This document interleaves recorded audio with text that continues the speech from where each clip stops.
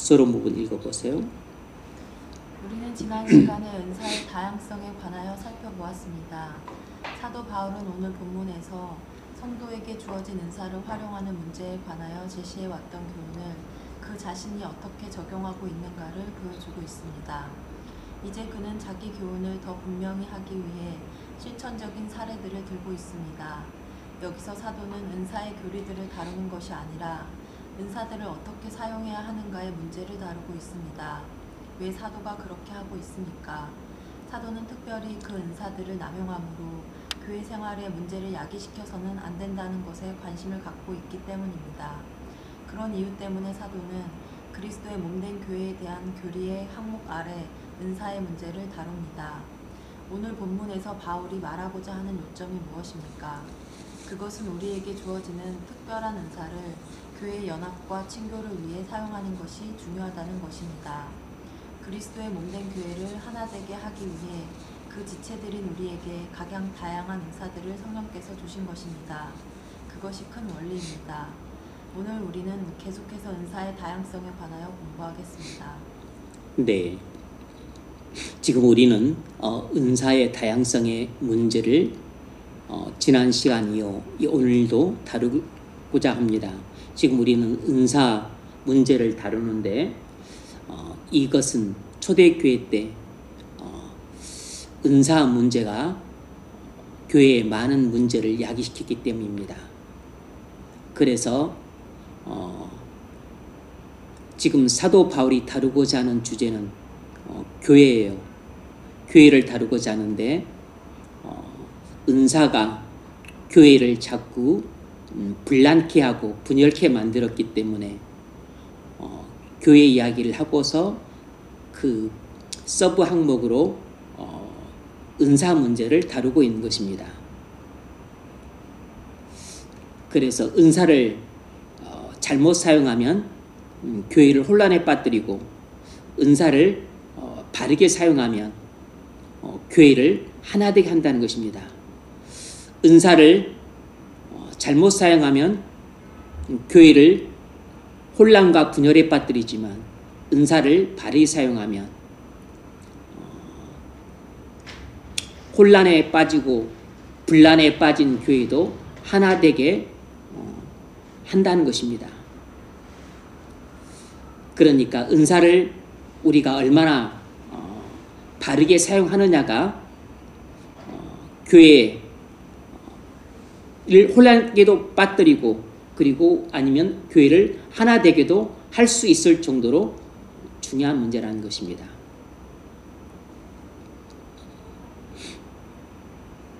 그래서 우리에게 주어지는 특별한 은사들을 반드시 교회의 연합과 친교를 위해 사용하라는 것이에요. 교회 하나됨을 위해서 은사를 사용하라는 것입니다. 자, 지난 시간에 이어서 은사의 다양성에 대해서 좀 살펴보겠습니다. 자, 첫 번째 문제. 본문 6에서 8절을 읽으십시오. 구제의 은사에 대해 살펴보겠습니다. 구제하는 자는 성실함으로, 원어는 주는 자는 성실함으로 라고 되어 있습니다. 주는 것이 무엇을 의미합니까? 네, 구제하는 자는 성실함으로. 그런데 네, 원어의 의미는 주는 자는 성실함으로 라고 되어 있는데 주는 것은 무엇을 의미하는가? 먼저 부정적으로 이야기를 하자면 교회가 구제 기금을 나눠주는 것을 의미하지 않습니다. 교회가 구제 기금을 나눠주는 것을 말하는 게 아니에요. 그러면 무슨 뜻인가? 이런 뜻입니다. 그리스도인이 개인적으로 불우한 자들이나 궁핍한 자들에게 이를 주고 돕는 것을 가리킨 것입니다. 그리스도인이 개인적으로 불우한 사람들이나 궁핍한 사람들을 뭔가를 주거나 돕는 것을 말하는 것이에요. 이것이 바로 구제 은사입니다. 돈이 많지만 주거나 돕지 않는 사람들이 많이 있어요. 주는 것도 은사입니다. 돕는 것도 은사예요. 꼭 돈이 많고 여유가 있다고 해서 사람들이 필요한 사람에게 필요한 것을 주고 또 궁핍한 사람에게 을 도와주는 게 아니에요. 돈이 많고 여유로워도 인색하거나 아니면 도울 마음이 없는 사람은 한 푼도 안 씁니다.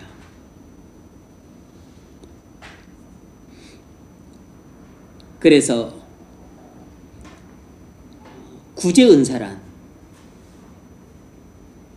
가난한 사람을 보면 돕고 싶어서 돕고 싶은 마음이 막 샘솟듯 일어나고, 그리고 불우한 사람들을 보면 그냥 눈 감고 그냥 지나칠 수가 없어요. 막 마음이 괴롭고 견딜 수가 없고, 그리고 그리스도의 사랑이 강권을 하고 막 성령께서 도우라고 계속 충동을 하기 때문에 돕지 않고는 베겨낼 수가 없는 것입니다. 바로 이런 것이 일종의 구제 은사예요. 구제하는 자는 성실함으로. 저는 실제 그런 분을 만나봤습니다. 옛날에 제가 제 고향 시골에 있을 때, 제가 교회를 안 다닐 때인데, 제가 졸업한 초등학교 바로 정문 앞에 큰 교회가 있었는데, 그 교회를 다니셨던 분인데, 제가 이제 어떤 가게에 들어갔을 때 어떤 분이 자신에 대해서 그런 이야기를 하시더라고. 나는 아직 신앙에 대해서 잘 모를 때였는데, 그때가 대학생 때였었나? 그랬던 것 같아, 대학생 때. 그런데 이제 그 어떤 아주머니 할머니 사이 그 나이 한 50대 후반 정도의 분이셨는데, 별로 부유하기는커녕 그냥 오히려 형편이 어려워 보이는 분 같았어요. 형편이 어려워 보이는 분. 근데 그분은 자기를 소개하기를 그렇게 불우한 이웃이나 또 어떤 어려움에 처한 사람들을 보면 그냥 지나칠 수가 없대. 그냥 지나치려고 해도 눈에 밟히고, 그리고 막 견딜 수가 없고, 돕지 않고는 베겨낼 수 없을 정도로 그렇게 하나님이 그냥 계속 도우라고 말씀하시고 충동질을 하신대. 그리고 도우려고 그러면 마음이 너무 즐겁고 기쁘고, 도와야 직성이 풀리고, 그리고 마음이 너무 기쁘고 또 행복하대요. 그래서 이렇게 구제 은사를 받으신 분이 계시는구나. 제가 교회를 안 다닐 때였는데 그런 분을 만났어요. 근데 그 이후로 그렇게 구제 은사를 뚜렷하게 받은 분들을 제가 별로 보지는 못했습니다. 그렇게 구제 은사를 받은 분들은 아주 그냥 눈에 딱 띄는데, 그런 정도로 구제 은사를 받고서 교회 안에서 구제를 행하면서 어려운 형편에 있는 사람들을 챙기고, 그래서 교회를 하나 되게 하는 그런 은사를 가진 사람들을 별로 보지는 못했습니다. 이제 이런 비슷한 은사긴 하지만 이런 구제 은사는 아니고 또 다른 쪽으로 교회를 아주 하나 되게 하는 그런 은사를 가진 분들은 간간히 보긴 했지만 이런 분이 있었어요.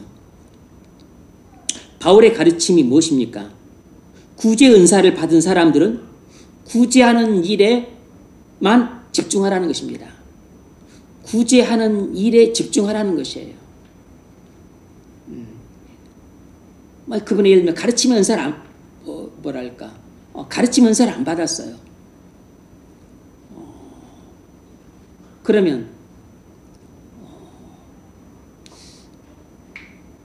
예컨대 주일학교 교사를 좀 하기는 좀 힘들겠지.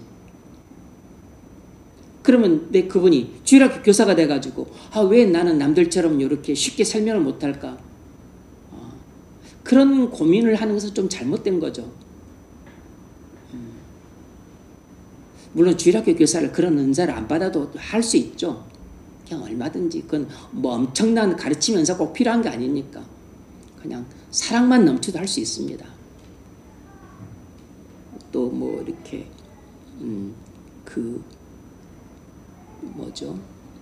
권면, 권위 이런 은사만 있어도 감당할 수 있어요. 왜냐하면 그 목사처럼 꼭 잘 가르쳐야만 주일학교 교사를 하는 게 아니잖아요. 얼마든지 유치부도 있고 영아부도 있고 초등부도 있고 하니까 중등부도 있고 그건 뭐 그렇게 꼭 잘 가르쳐야만 하는 건 아니니까. 어쨌든 그렇습니다. 구제 은사를 받았으면 그냥 거의 그 일에 집중하시면 돼요.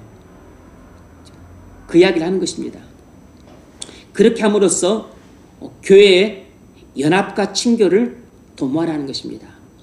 구제 은사를 받은 사람은 구제 은사로, 가르치는 은사를 받은 사람은 가르치는 은사로, 또 다른 은사를 받은 사람은 다른 은사로, 또 나중에 또 국률 은사가 있는데 비슷해 보이지만 어쨌든 또 다른 것입니다. 국률 은사를 받은 사람은 국률 은사를 갖고 이렇게 하라는 것이에요.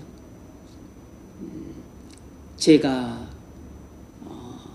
어떤 이제 교회를 섬길 때 만났던 그 어떤 권사님은 국률 은사를 받으신 것 같아요. 국률 은사. 이제 제가 분별해 보자면 국률 은사를 받으신 것 같아요. 구역장이셨는데 어떻게 그렇게 구역을 잘 돌보시는지 몰라. 일단 사랑이 많아. 그리고 또 불쌍히 여기는 마음이 많죠. 이게 막 남을 도와주려 그래. 그렇게 뭐 구제 그런 것도 보이는 거죠. 그래서 누가 막 상처받았다. 누가 시험 들어서 막 또 이렇게 혼자 막 힘들어한다. 아니면 또 뭐 남편이랑 뭐 또 이렇게 해서 또 집안 사정 때문에 형편 때문에 아주 어려움에 처해서 곤란해한다. 또 그래서 교회를 안 나온다. 그러면 자기 구역 식구들을 잘 챙기는 것은 말할 것도 없거니와 자기 구역도 아닌데 가서 또 밥 사주고 차 사주고 바람도 쐬어주고 또 위로하고 격려하고 그렇게 챙겨. 권사들은 당연히 그렇게 해야 되는데 꼭 권사라서 하기보다는 그런 은사를 가진 분이에요. 실상 가방끈 엄청 짧습니다. 그냥 집안도 그냥 보통 사는 정도예요. 네. 그렇게 이제 밥 굶지 않을 정도로 그냥 비교적 남 약간 좀 도울 정도로 그렇게 부유한 것도 아닌데 근데 그렇게 손도 크면서도 키는 또 되게 작은데 손은 얼마나 큰지도 몰라. 손도 크고 그렇게 뭐랄까 마음이 넓어. 마음이 그렇게 좀 국률적인 마음이 있어가지고 그리다 국률을 이야기할 때 해야 되겠네. 네. 두 번째, 주는 자는 성실함으로 이루어진다는 말의 의미가 뭔가? 주는 자는 성실함으로 해야 된다는 말의 뜻이 뭔가? 구제하는 자는 성실함으로, 주는 자는 성실함으로, 요 말의 뜻이 뭔가? 여기서 이제 성실함으로 요것이 이제 중요한 뜻인데, 주는 것은 순수하게 또는 은밀하게 이루어져야 한다는 것입니다. 다시 말해서 구제는 은밀하게 이루어져야 된다는 것이에요. 또는 주는 것은 순수한 의도로 해야 된다는 것입니다. 그러니까 뭔가를 주거나 또 구제할 때는 순수한 동기로 해야 된다는 것입니다. 또는 은밀하게 해야 된다는 것이에요. 그러니까 결국 순수한 동기로 우리가 한다면 그건 우리가 개인적으로 할 때는 대부분은 은밀하게 이루어질 수밖에 없는 것이에요.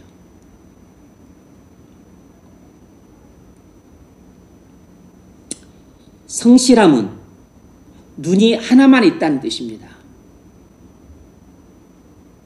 원어의 뜻이 성실함은 눈이 하나만 있다는 뜻이에요. 다시 말해서 동기가 순수하다는 것입니다. 그러므로 우리가 뭔가가 불우한 이웃에게 뭔가 필요한 것을 우리가 줄 때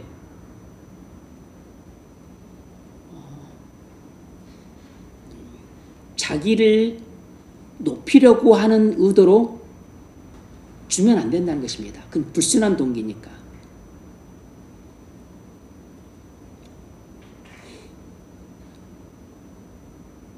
지체들에게 유익이 되도록 교회가 하나가 되도록 하기 위해서 내가 구제를 해야 돼요. 그럼 어떻게 지체들에게 유익이 되고 교회가 하나 되는 방향으로 내가 어려움을 당한 사람에게 필요한 것을 주고 또 궁핍한 사람들을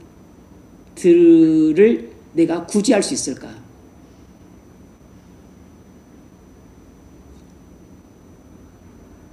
순수한 동기로 해야 돼요. 그럼 순수한 동기로 하게 되면 그게 어떻게 내가 줘야 되죠? 은밀하게. 어떻게 구제해야 되죠? 은밀하게. 그래서 그걸 가장 잘 보여주는 것이 마태복음 6장 1절로 4절입니다. 읽어보세요. 사람에게 보이려고 그들 앞에서 너희 일을 행하지 않도록 주의하라. 그래야지 아니하면 하늘에 계신 너희 아버지께 상을 받지 못하리라. 네, 사람에게 보이려고 이것이 뭐죠? 불순한 동기로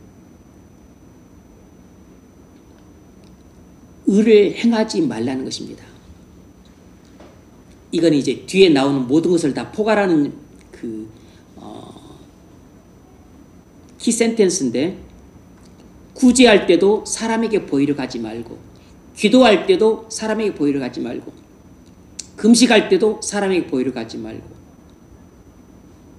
전부 하나님의 의잖아요. 하나님의 의를 행할 때 사람에게 보이려고 하지 말라는 것입니다. 뭐죠? 불순한 의도로 하지 말라는 것입니다. 이것을 이제 사무엘상 15장 말씀을 바꾸자면 사람에게 인정을 받으려고 기도하거나 금식하거나 구제하지 말라는 것입니다. 읽어보세요. 그러므로 구제할 때에 의식하는 자가 사람에게서 영원을 받으려고 회당과 거리에서 하는 것 같이 너희 앞에 나팔을 불지 말라. 진실로 너희에게 이르노니 그들은 잔상을 이미 받았느니라. 네. 구제할 때 불순한 의도로 구제하는 게 뭐죠? 구제해 놓고 나서 나팔을 부는 것입니다. 누가 수재를 당해서 내가 좀 도와줬어. 저기 딸이 이번에 대학교 붙었는데 등록금이 없어가지고 그냥 우리 집에서 좀 도와줬어.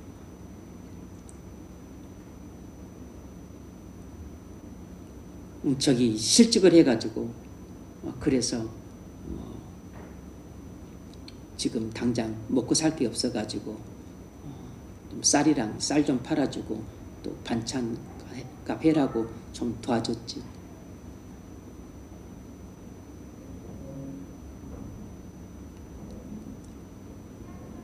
그렇게 말을 해버리면 이게 돕지 않는 것만 못한 일이 일어납니다. 구제를 하고 나서 그것을 동네에 나팔을 부는 게 아니고 한 사람한테만 이야기를 해도 그 한 사람이 입이 또 간질간질 거려가지고 또 다른 한 사람한테 이야기를 하고 또 이 사람은 나중에 두 사람한테 이야기를 하고 그럼 주변 사람들이 이제 이 집이 이렇게 어려움이 처해서 또 이 사람이 돕고 저 사람이 도왔다 이런 이야기 듣게 되면 도움받아서 고마움과 그리고 또 정말 교회가 참 따뜻하구나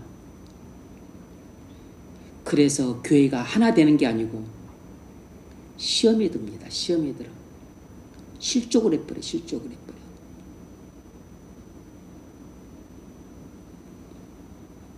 차라리 안 도운 게 오히려 더 훨씬 낫습니다. 굳이 하고서 나팔을 불 거면 차라리 안 돕는 게 나아요. 안 돕는다 그래서 그 사람이 실족 안 합니다. 필요하면 그냥 교회가 구제기금 쓰면 돼요. 그런데 우리가 개인적으로 도울 거면 뒤에 나오지만 오른손이 하는 일을 왼손이 모르게 할 정도로 그렇게 은밀하게 도와야 돼요. 그래서 그 당시에 바리새인과 서기관들이 제가 이 본문을 지난 수요일 날 설교할 때도 좀 이렇게 인용을 하려고 했는데 다음 주에 좀 이걸 한 번 더 할 거예요. 바리새인과 서기관들은 그렇게 구제할 때 시장 바닥에서 내가 저기 어디 뭐 가락동 86-8번지에 사는 김찬주가 실직을 해가지고 밥을 못 먹고 있는데 내가 쌀 한 가마니 팔아줬고 반찬 갈아라고 내가 또 돈 10만 원 줬어. 동네방네 그렇게 나팔을 불었어.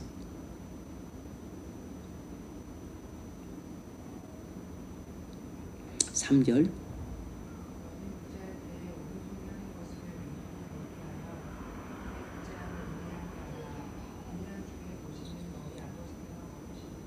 아멘. 이와 하나를 이야기하겠습니다. 영국의 어떤 작은 마을에 2명의 목사가 있었습니다. 한 사람은 장로교 목사였고 또 한 사람은 침례교 목사였는데 이 장로교 목사님은 재주가 신통방통했어요. 신통방통했어요.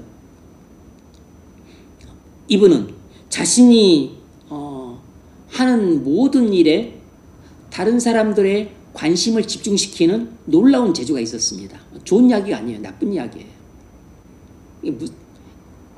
이 사람이 이제 그 자전거를 타고 가다가 그 동네에 사는 어떤 불쌍한 매춘부를 만났어요. 날이 추운데 그냥 옷이 약간 헐벗은 채로 걸어가는 것을 보고 불쌍해서 자기 코트를 벗어서 입혀주고 갔습니다. 그런데 얼마 안 지나서 이 불쌍한 미춘부가 헐벗은 채 갔는데 자전거를 타고 가던 목사님이 이 불쌍한 미춘부에게 자기 오버코트를 벗어줬다는 이 따뜻한 이야기를 동네 사람들이 다 알게 되었어. 그런데 어떤 침례교 목사님은 그 불쌍한 미춘부가 지나가는 것을 몇 번 봤죠. 그때마다 자기 오버코트를 벗어줬을 뿐만 아니라 오버코트 속에 있는 이런 일종의 정장 같은 거, 그러니까 그런 정장도 벗어주고, 심지어는 또 거기 말고 또 다른 그 거지나 또 불쌍한 이웃들한테 심지어는 자기 뇌까지도 줬습니다. 근데 그것은 동네 사람들이 아무도 몰라요. 아무도 칭찬을 안 해요. 장영 목사님은 오버코트를 벗어줬다는 것을 온 동네 사람들이 다 알고 칭찬을 하는데, 이 침례기 목사님은 오버코트도 벗어주고 정장도 벗어주고 자기 뇌까지도 그 가난하고 불쌍한 거지와 이웃들한테 다 나눠줬는데도 불구하고 사람들이 몰라. 바로 이런 차이를 말하는 것입니다.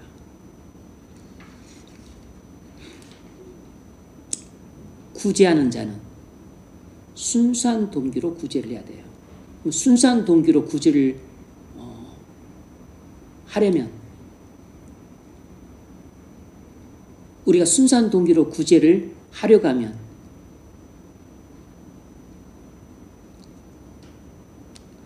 은밀하게 해야 됩니다. 은밀하게. 그것이 가장 순수한 동기로 구제를 하는 방식이 될 수 있을 뿐만 아니라, 왜 또 그렇게 해야 되냐면, 구제받는 사람의 입장도 생각을 해줘야 돼요. 도움을 받는 사람의 입장도 생각을 해줘야 된다고. 구제받는다고 해서 구제받는 사람이 그렇게 거린 취급당한다면 자존심이 상하잖아요. 거짓 취급당하면 그 되게 마음의 상처를 받는다고. 밥 못 먹어서 굶주려서 당하는 육체의 고통도 크지만, 또 얼마나 못났으면 도움을 받냐.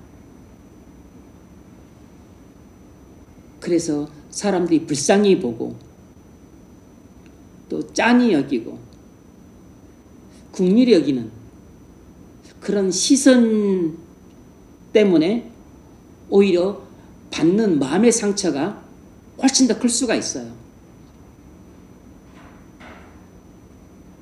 인간은 개나 돼지나 뭐 사슴이나 여우 이런 짐승이 아니잖아요.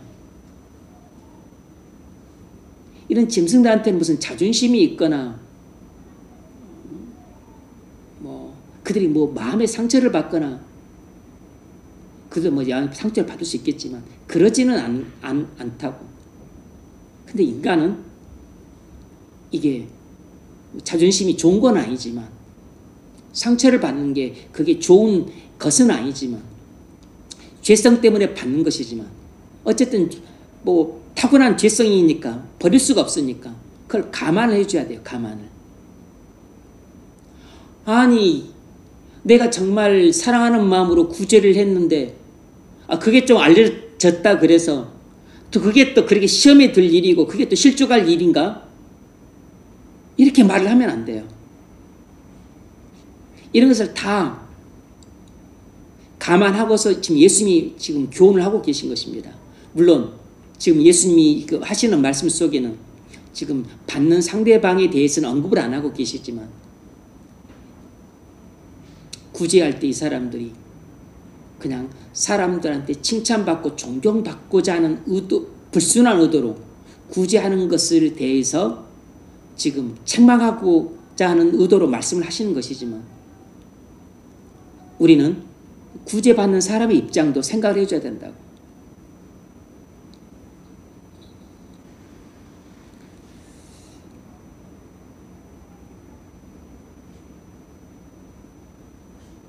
구제는 정말 신중하게 해야 됩니다. 신중하게 하지 못하면 안 하면 못할 때가 많아요.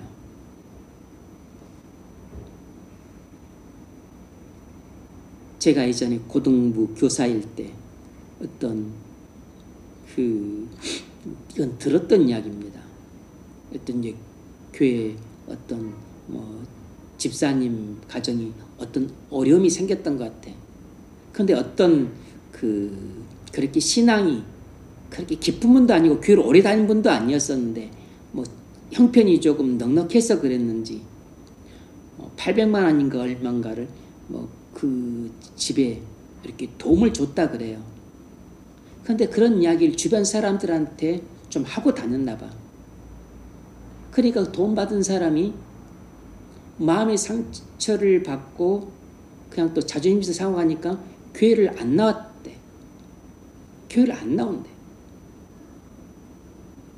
그런데 그렇게 그 800만 원 주고서 이렇게 좀 독립방에 떠든 것은 아니겠지만 주변 사람들한테 이렇게 좀 한두 사람한테 말을 했겠죠. 그런데 그 이야기가 이제 결국 그 당사자한테 들어갔던 거죠. 그런 것 가지고 또 뭐 상처받고 교회를 안 나오냐고 이해 못하겠다는 식으로 또 이야기를 한다는 이야기를 고등부 같은 교사였던 어떤 권사님 교사로부터 전해 들었어요. 뭐 누구를 탓해야 되죠? 누구를 나무라야 되지? 그러니까 충분히 그런 것을 주님이 다 예견하시고 감안하시고서 구제하는 자는 은밀하게 하라고 했던 거잖아. 오른손이 하는 일을 왼손이 모르게 하라고 했던 거라고.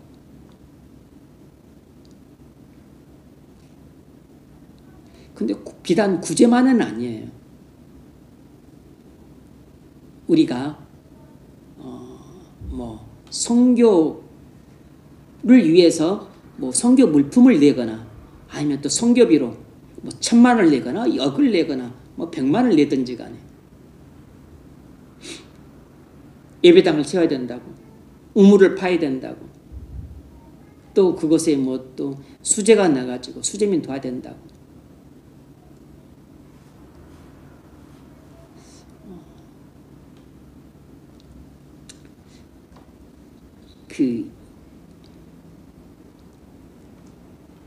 예전에 제가 예화를 들었던 이야기인데 김미진 간사라고 이분이 큰 안경점을 몇 개 운영을 해가지고 돈을 엄청 많이 벌고 있었을 때 이분은 어떤 사람들이 어려움을 당했다고 하면 3천만 원을 구제비로 쓰기도 하고 또 선교사님이 오셔가지고 설교할 때 선교지 예배당이 필요하다고 하면 1억을 무기명 헌금해 놓고 나서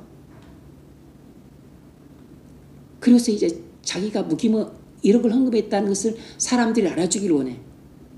교인들이 그걸 알아주기를 원해. 그러니까 또 이제 그 뭐랄까 1억 헌금할 때 거기다가 자기 남편 이름이나 또 자기 이름을 쓰고 그렇게 하기는 뭐하니까. 그러면 또 야, 또 돈 많이 번다고 또 그냥 위세 떠네 위세 떨어 또 교인들이 그럴까봐 또 이름을 또 안 쓰고 해놓고 나서 그걸 또 안 알리자니 또 너무 또 속이 타는 거야. 사람들이 알아줬으면 좋겠는데. 그래서 이제 그 확실히 떠벌이 자기 친구한테 살짝 흘리는 것입니다. 누구야? 니만 알고 있어. 니만. 내가 그 선교사님 예배당 짓는데 돈이 필요하다길래 내가 1억을 헌금했어. 1억. 다른 사람한테 절대 말하면 안 돼. 말하라는 거지. 말하는 거. 빨리 말하라는 거야. 빨리. 지체하지 말고 빨리 전화 돌리고 말하라는 거야. 아니나 다를까. 절대 이야기 안 할게. 하고 나서 그냥 돌아서자마자 전화 돌리고 그 다음 주에 가니까 교인들이 다 알고 있어. 누가 1억을 헌금했는지. 목사님도 모르고 장로님도 모르고 권사님도 몰랐는데 누가 1억씩이나 헌금을 했을까 궁금했는데 그 주중에 다 돌아버렸어. 이미 소문이. 가니까 뭐 말은 안 하는데 권사님들이 그냥 보고 속닥속닥 하면서 아이고 어떻게 나이도 어린 집사가 저렇게 속도 깊을까. 장로님들도 치우시다 보면서 대견스럽다는 듯이 그냥 미소를 가득 머금고 바라보고 즐기는 것입니다. 즐겨. 이것이 우리의 타락한 본성이라고. 우리 죄성은 그렇게 사람들한테 인정받고 싶어요. 그렇게 인정받고 싶은 욕구가 그렇게 강한 것입니다. 그런 게 일종의 명예욕으로 나타나는 것이에요. 명예욕으로. 그래서 제가 여러분들에게 그랬잖아요. 이제 이것은 좀 잘 균형을 이루어야 되는데, 예를 들면, 저는 이제 뭐 이디오피아 선교 그런 데도 관심이 있는데, 우리가 뭐 이디오피아를 돕는다. 또 아니면 어디 강원도에 산불이 나서 또 그런 사람들 돕는다. 홍수가 나서 또 누굴 돕는다. 우크라이나에 가서 돕는다.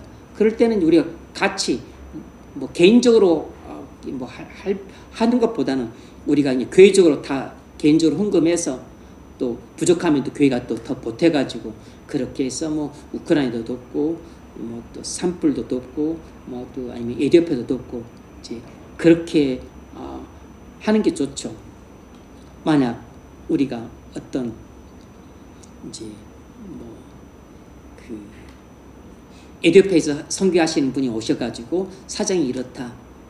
그래서 거기 우리 또 참전용 우리 6.25 참전용사들도 많이 있다. 그런데 그들이 너무 가난하게 산다. 근데 내가 그 얘기할 때 가슴이 아파. 저는 이제 그런 그 영상을 좀 저는 수시로 보는데 보면 가슴이 아파. 안타까워.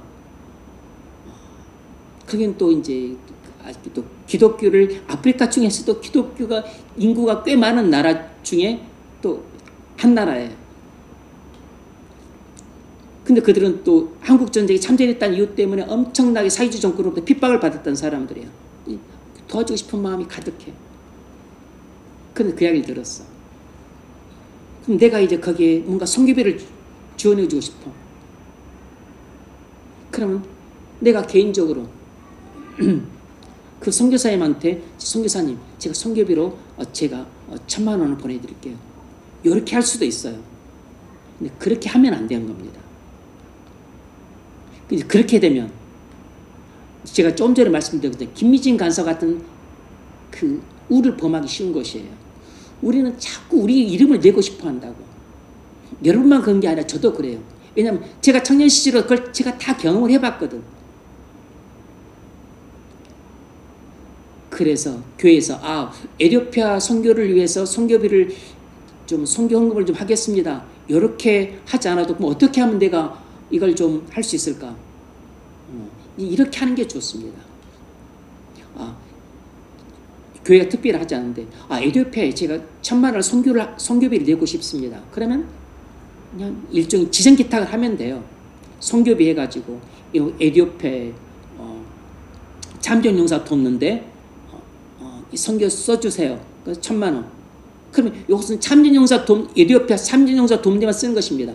에티오피아에 뭐 집을 짓는데 선교 참전용사 집을 짓는데 써주세요. 그럼 에티오피아 참전용사 집을 짓는 데만 쓰는 것입니다.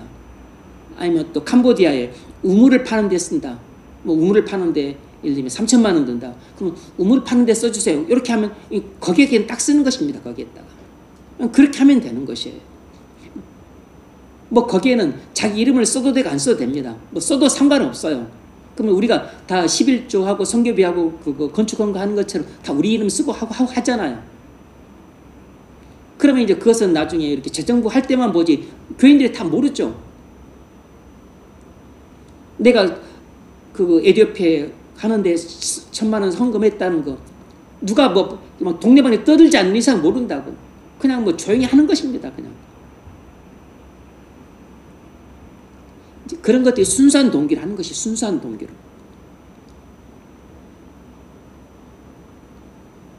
그래서 이제 그렇게 막 어디 산불 나서 돕는다. 우크라이나에 돕는다.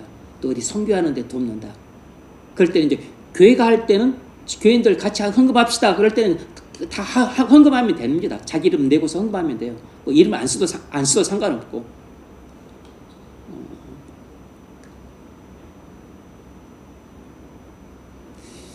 그건 어쨌든 간에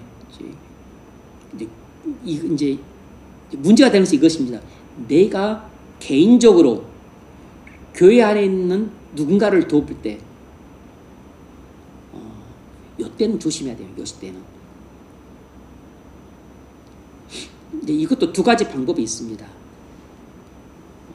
내가 교회 안에 어떤 지체가 어려움을 당했어. 그럼 좀 도울 필요가 있어. 그러면 그것을 뭐 100만 원을 돕는다, 1,000만 원을 돕는다. 또 누구 뭐 아들이 이번에 공부할 자리가 또 의대를 들어갔는데 등록금이 부족해. 의대 등록금이 1,000만 원 되잖아요. 그래서 내가 1,000만 원을 도와준다. 500만 원 도와준다. 그럼 내가 도와주고 싶어. 그러면 그걸 교회에다 지성기탁을 하면 돼요.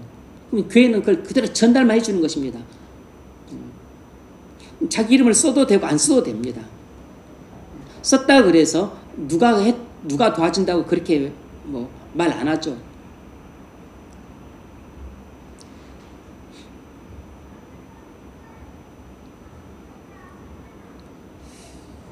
그렇게 하는 방법이 있고, 자기가 그렇게 이제 돕되 자기가 직접 도우면 다른 사람한테 일절 말을 하지 말아야 돼요. 일절 함구를 해야 됩니다. 그런데 제가 볼 때 가장 은혜로운 방법은 정말 오히려 그 상대방이 정말 하나님이 나를 불쌍히 여기셔서 천사를 통해 나를 도우셨거나 이런 감동이 7배가 더 되게 하는 방법은 누가 나를 도운지 모르는 방식으로 돕는 것이 오히려 하나님의 은혜를 7배 더 증가시키는 것 같아. 지금은 우리 아들이 공부를 잘하고 의대를 들어갔는데 등록금이 없어. 그래서 하나님께 기도를 하고 있는데, 아니 이것이 떡하니 천사가 이렇게 1,000만 원을 들고 온 것처럼 목사님이 와서 이렇게 전달을 해주네. 근데 저도 누가 한지 몰라요. 이게 무기명으로 이렇게 교회에서 들어왔습니다. 누가 했는지를 몰라. 아니면 저 기명을 해도 상관없어요. 이게 그건 목사만 알면 되니까. 누가 했는지를 몰라. 그러면 이 사람 뭘 생각하겠어? 누가 했을까? 요거 생각 좀 하다가 그만두겠죠. 우리 가정이 어려운 줄 알고 이 등록금 써라고 하나님이 천사를 보내서 도와주셨구나. 하나님께 마음만 감사를 하죠. 그리고 하나님께만 영광을 돌립니다. 하나님께만. 그리고 그 모르는 사람을 위해서 얼마나 간절히 기도를 하겠어요. 그리고 마음속에 어떤 생각이 들겠습니까? 나도 힘 닿는 대로 어려운 사람 도와야지. 그리고 자식들한테 그렇게 말하지 않겠습니까? 이렇게 네 등록금 마련 못해서 내가 눈물로 기도를 했는데 하나님이 천사를 보내서 이렇게 도와주셨다. 그러면 니도 나중에 의사가 돼서 돈만 벌러 가지 말고 가난한 사람 잘 치유해주고 어려운 사람들 잘 돌봐주고, 그리고 네가 또 그렇게 의사 생활을 하고 또 네가 나중에 여유가 있거든. 네가 받은 것에 10배, 100배, 1000배로 다른 사람들 도와줘라. 이렇게 가르치지 않겠어요?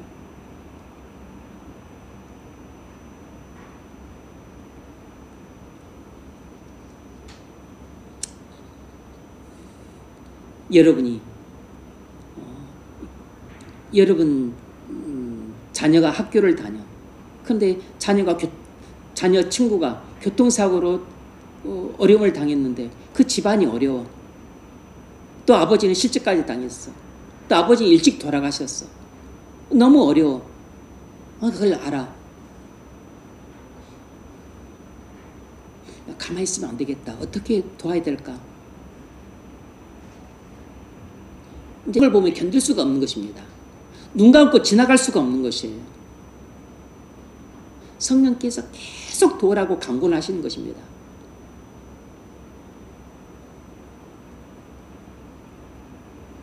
그러면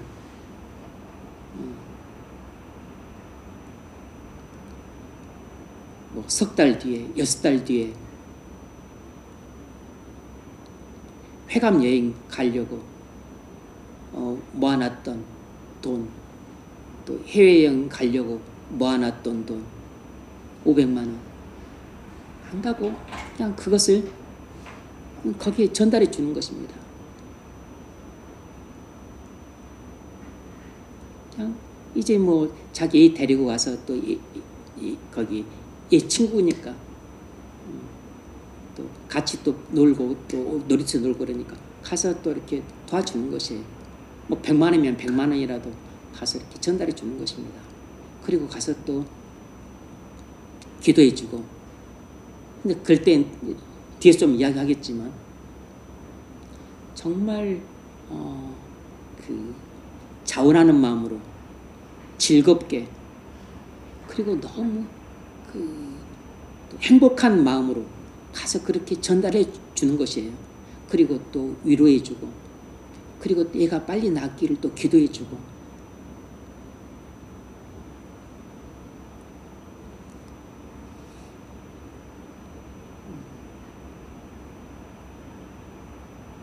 그리고서 이제 그런 이야기는 주변 사람들한테 말을 하지 말아야 돼. 함구를 해야 돼. 함구를.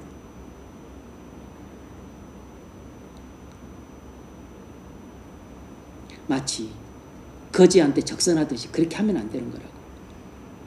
내가 누구 도와줬어. 그렇게 거지한테 적선하지 그렇게 홍보를 하면 안 돼요.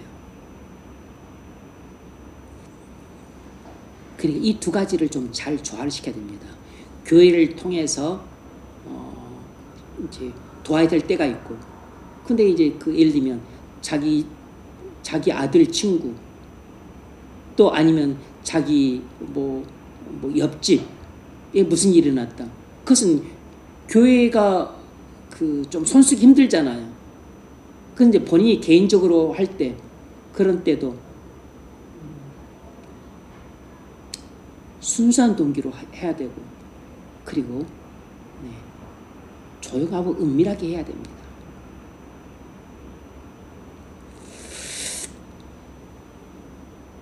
여러분 이거 꼭 기억하셔야 됩니다. 여러분 꼭 기억하셔야 돼요. 그래서 무슨 일이든지 하나님 일을 할 때는 정말 신중하고 사이가 깊어야 돼요. 구제는 해놓고 나서 이거 말 한마디 잘못하게 되면 만약 돈 받은 사람이 상처받았다고 하고 그것 때문에 교회 안 나오고 하면 나는 완전히 그냥 그 교회에 일 내는 것이에요. 교회를 어려움에 빠뜨려 버린다고. 그렇게 뭘 잘못할 바에는 차라리 안 하는 게 나아요. 그래서 이제 가급적이면 그냥 본인이 직접 나서지 말고 교회를 통해서 하라고. 교회를 통해서 꼭 어떤 지정 이제 특별히 꼭 여기에 써달라 그러면 지정 기탁을 하면 돼요. 지정 기탁을. 그러면 교회가 그대로 집행을 하니까. 그래서 사실상 그것이 아까도 말씀드렸지만 그것이 그 사람에게 은혜와 감동을 주기에는 오히려 7배가 더하는 것 같아요. 누가 도운 줄 모르고 도울 때 그게 정말 하나님께 감사가 넘치지 않겠어요?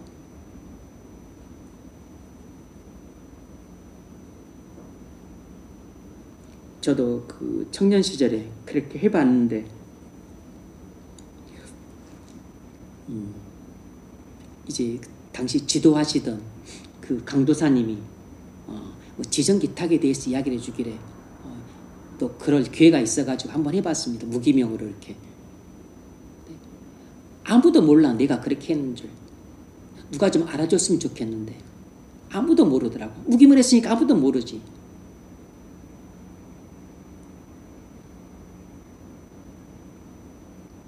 근데 틀림없이 하나님이 그것에 대해서 하나님만 기억하시니까 하나님만 아시니까 이미 제가 그것에 대해서 또 많은 보상을 이미 받았다고 저는 생각을 해요. 제가 신대원 다닐 때 돈이 없었거든요. 학비를 낼 돈이 없어. 학비를 낼 돈이. 그래서 여기저기서 많이 들어왔습니다. 하나님이 넘치도록 이렇게 갚아주셨고 지금도 그런 것에서 갚아주고 계신다고 저는 느끼고 있어요.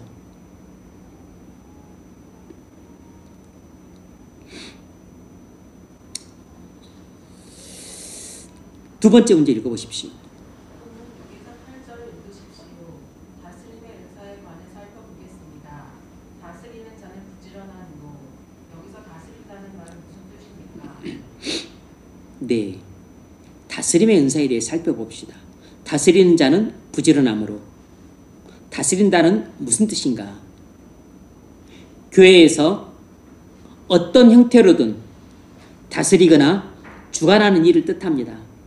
그냥 다스린다는 말은 말 그대로 그냥 다스린다 이렇게 보시면 됩니다. 교인들을 돌보는 것을 말합니다. 교인들을 돌보는 것. 주로 장로들이 담당을 하죠. 디모데전서 5장 17절. 잘 다스리는 장로들은 배나 존경할 자로 알되 말씀과 가르침에 수고하는 이들에게는 더욱 그리할 것입니다. 네. 디모데 3장에서 교회의 직분을 다룹니다. 감독과 집사 직분과 그리고 그 자격을 다뤄요. 여기서 잘 다스리는 장로란 다스림의 은사는 받았지만 가르침의 은사나 설교의 은사를 받지 않은 사람들을 가리킵니다. 그러니까 오늘날로 치자면 여러분이 알고 있는 장로님들을 말하는 거예요. 일반 장로님들은 다스리는 은사를 받은 사람들을 가리키는 것이고, 목사도 장로인데 목사는 다스리는 은사와 함께 가르치는 은사를 받아야 돼요. 가르치는 은사. 로이 존스 목사님은 설교까지도 은사라고 지금 말씀을 하고 계시는데, 설교도 폭넓은 의미에서는 은사라고 할 수 있겠죠. 어쨌든 목사는 다스리는 은사와 가르치는 은사를 받아야 됩니다.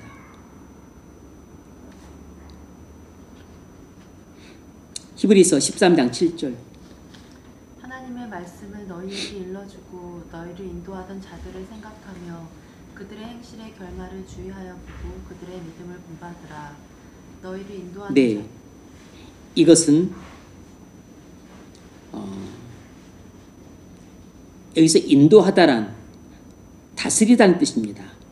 영어로 리드가 아니라 영어로는 룰 오버, 다스리다는 뜻이에요. 다스리다. 하나님의 말씀을 너희에게 일러주고 너희를 인도하던 자, 누구를 가리키겠습니까? 우리가 흔히 아는 이런 치리하는 장로가 아니고 목회자를 말하는 것이에요. 목사를 가리키는 것입니다. 목사를. 17절. 너희를 인도하는 자들에게 순종하고 복종하라. 그들은 너희의 영혼을 위하여 경성하기를 자신들이 청산할 자인 것 같이 하느니라. 그들로 하여금 즐거움으로 이것을 하게 하고 근심으로 하게 하지 말라. 그렇지 않으면 너희에게 유익이 없느니라. 네.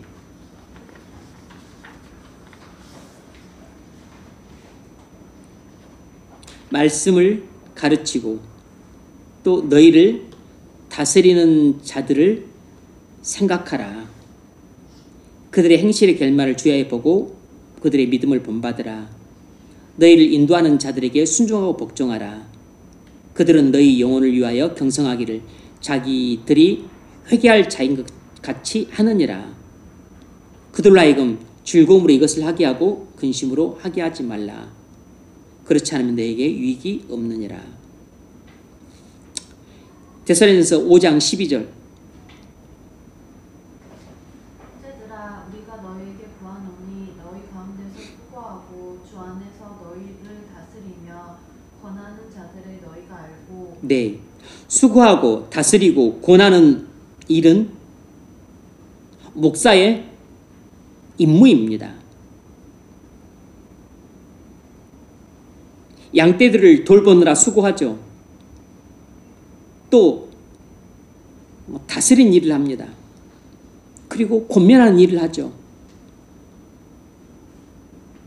지금 목회자들에 대해서 말을 하고 있는 것입니다. 13절. 그들의 역사로 말미암아 사람 안에서 가장 귀히 여기며 너희끼리 화목하라. 아멘. 사도행전 20장 28절.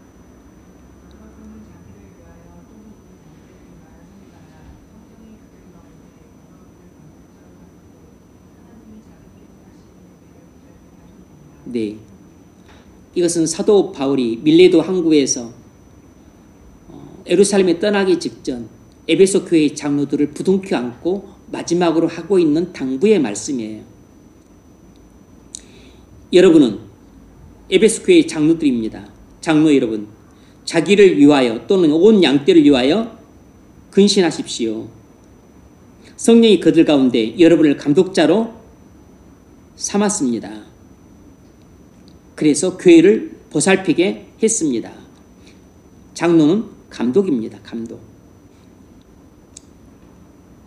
교회를 감독하는 그런 일을 하는 사람이에요. 그래서 디모데전서 3장과 5장을 보면 3장에서는 감독이라고 했다가 5장에서는 장로라고 부르고 있어요. 그러니까 장로가 하는 일이 교회를, 형제들을, 교인들의 신앙과 생활을 지도하고 감독하는 일을 한 것입니다. 장로는 교인들의 신앙과 생활을 지도하고 감독하는 일을 하는 것이에요. 베드로전서 5장 2절 너희 중 장로들에게 권하노니 나는 함께 장로된 자여 그리스도의 고난의 증인이요 나타날 영광에 참여할 자니라. 너희 중에 있는 하나님의 양복을 치되 억지로 하지 말고 하나님의 뜻을 따라 자원함으로 하며 더러운 이득을 위하여 하지 말고 기꺼이 하며 맡은 자들에게 주장하는 자세를 하지 말고 양무리의 본이라. 네, 여기서 치다라는 말은 영어로는 셰퍼드, 목양하다는 뜻입니다. 목자가 양들을 돌보다 이런 뜻이에요. 그러니까 여기서 장로는 목회자를 지칭한다는 것을 알 수 있죠.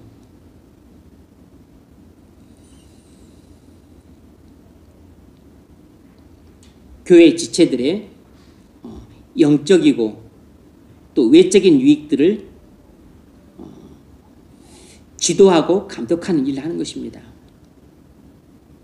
교회 지체들의 영혼의 유익을 위해 또 그들의 신앙과 생활을 지도하는 것이에요. 감독하는 것입니다. 세 번째 문제 읽어보십시오. 본문 6에서 8절을 읽으십시오. 긍휼을 베푸는 은사가 나옵니다. 긍휼을 베푸는 자는 즐거움으로 할 것이니라. 1. 긍휼을 베푼다는 것은 무슨 의미입니까? 네, 여기서 앞서 지금 베드로전서 5장 2절에서 사도 베드로가 장로들에게 뭐라고 말했습니까? 더러운 이득을 위해 하지 말고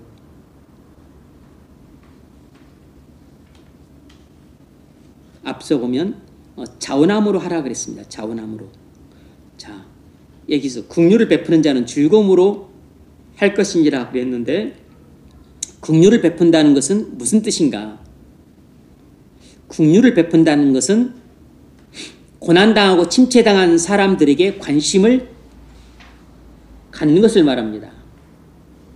어려움을 당하고 침체당한 사람들에게 관심을 갖는 것을 말하는 것이에요.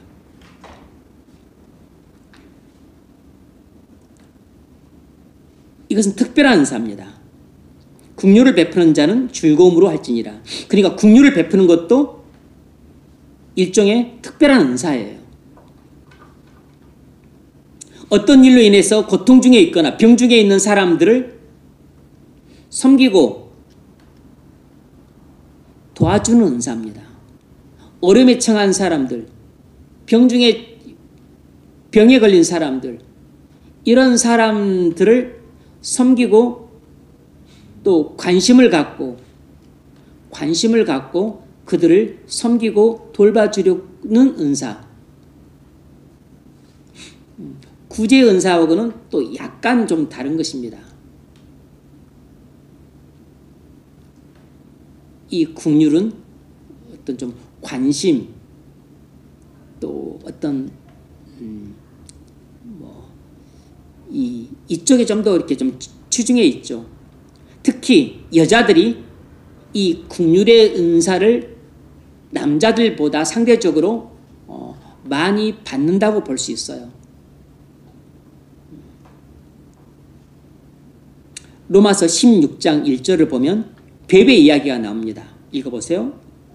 내가 겐크레아 교회 일꾼으로 있는 우리 자매 베베를 너희에게 추천하노니 너희는 주 안에서 성도들의 합당한 예절로 그를 영접하고 무엇이든지 그에게 소용되는 바를 도와줄지니 이는 그가 여러 사람과 나의 보호자가 되었습니다. 네, 베베를 바울이 어떻게 소개를 하고 있습니까?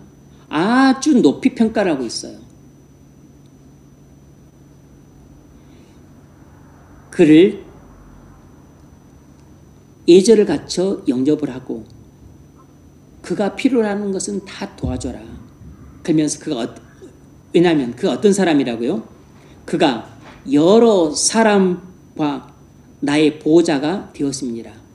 무슨 말이냐면 베베가 어려움을 당한 많은 사람들을 보호해주는, 돌보는 보호자 역할을 해줬다는 것입니다. 왜죠? 그렇게 국률이 많으니까. 그렇게 국률이 많으니까. 바울도 선교하면서 어려움을 많이 당했잖아요. 매도 40에 하나 감한매를 몇 번씩이나 맞고, 태장을 맞고, 돌에 맞고, 굶주리고, 헐벗고, 강도를 당하고,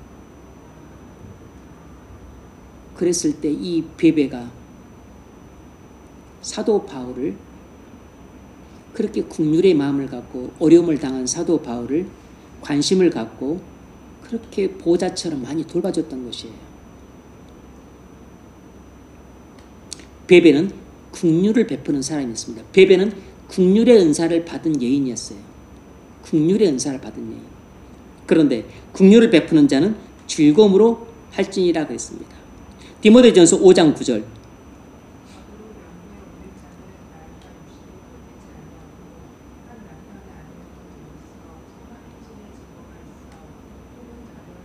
네, 지금 과부의 자격을 바울이 거론하고 있습니다.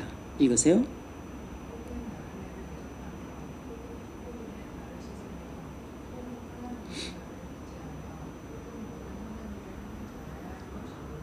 네,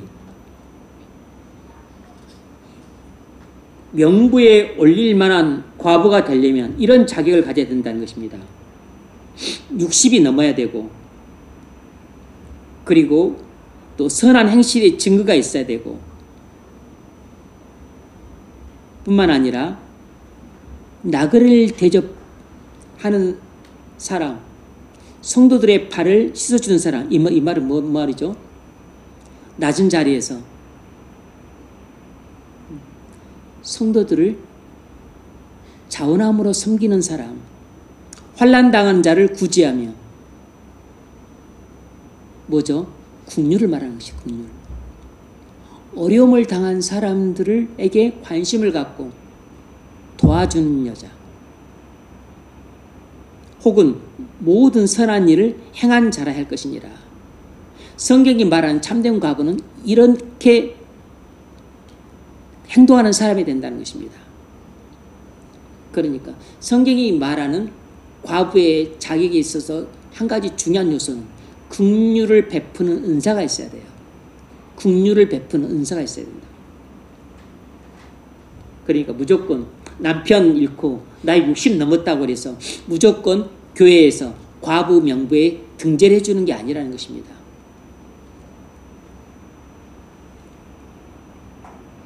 과부 명부에 등재를 해가지고 교회가 또 특별히 도와주고 이렇게 섬기려고 하려 그러면 이런 자격이 있어야 된다는 것이에요. 우리가 뭘 할 수 있죠? 이런 긍휼을 베푸는 은사는 남자들에게도 주어지지만 특별히 여자들에게 많이 주어지는 은사들이에요. 두 번째로,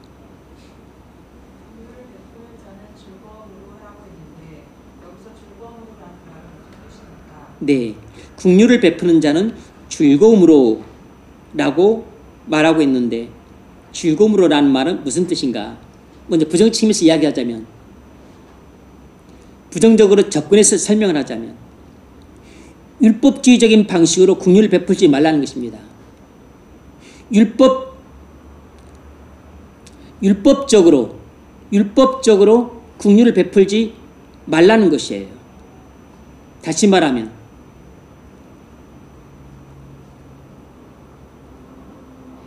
기계적인 방식으로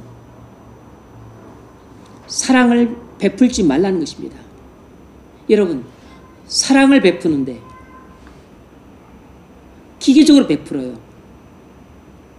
그러면 그것이 사랑으로 느껴지겠습니까? 긍휼을 베푸는데 의무감에서 긍휼을 베풀어. 그러면 긍휼을 베푸는 것을 받는 입장에서 그것이 온기가 느껴지겠냐고. 너무 차갑게 느껴지지 않겠습니까? 그리고 그 사람이 웃지도 않고 나를 또 반가워하거나 기뻐하지도 않고 마지못해서 아주 그냥 그 사무적으로 행정적으로 예컨대 이제 예를 드는 겁니다. 동사무소에 나와서 지금 내가 밥 한 끼 먹을 수 없는 그 상태야. 그 기초 수급자라고 합시다. 그래서 내가 지금 좀 굶고 있어. 동사무소에 나와서 쾅쾅 두드리겠어. 문 여세요, 문 여세요. 동사무소에 나왔어요. 그 기초 수급자 김찬주 씨죠? 여기 쌀 한 가마 갖고 왔습니다. 받으세요. 그리고 그 일주일 전에 그 갖고 가라니까 왜 안 갖고 왔어요? 쌀 한 가마지를 갖고 왔는데 여러분 그렇게 받으면 마음이 기쁘겠습니까? 고마움이 느껴지겠냐고. 이것이 율법적으로 긍휼을 베푸는 겁니다. 이것이 기계적으로 사랑을 베푸는 것이라고. 그 공무원이 뭐 때문에 하는 겁니까? 의무감에서 하죠. 의무감에서 하니까 귀찮아. 아니 당신이 와서 일주일 전에 그냥 갖고 가면 되는데 왜 내가 와서 또 여기까지 내가 배달을 하게 만들어. 막 짜증이 났잖아. 막 화가 나고. 그래서 긍휼을 베푸는 자는 즐거움을 하러 하는 것입니다. 이렇게 동사무소 직원이 막 짜증나가지고 그냥 문 쾅쾅쾅 두드리고 이거 빨리 받아가세요. 그리고 일주일 전에 갖고 와라니까 왜 안 갖고 하셨어요? 이런 식으로 긍휼을 베풀면 안 된다고.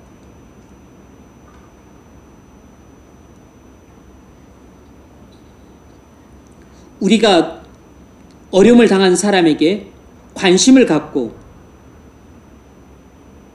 도와주는데 기계적으로 돕거나 의무감에서 돕는다면 그런 관심과 도움은 실제적으로 그렇게 도움받는 사람이 느낄 때는 이건 관심으로 느껴지지도 않고 그리고 따뜻한 사랑으로 느껴지지도 않아요. 자기 자신이 너무 처량하게 느껴집니다. 자기 자신이 너무 비참하게 느껴져요.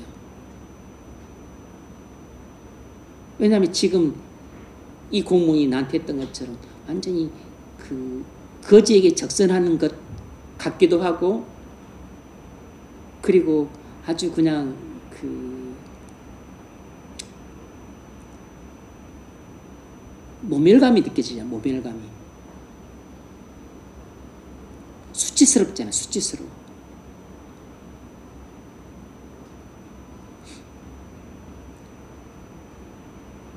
근데 개들한테는 개들은 또 짐승들은 이것을 좀 덜 느낄 수 있습니다. 그런데 개도 마찬가지예요.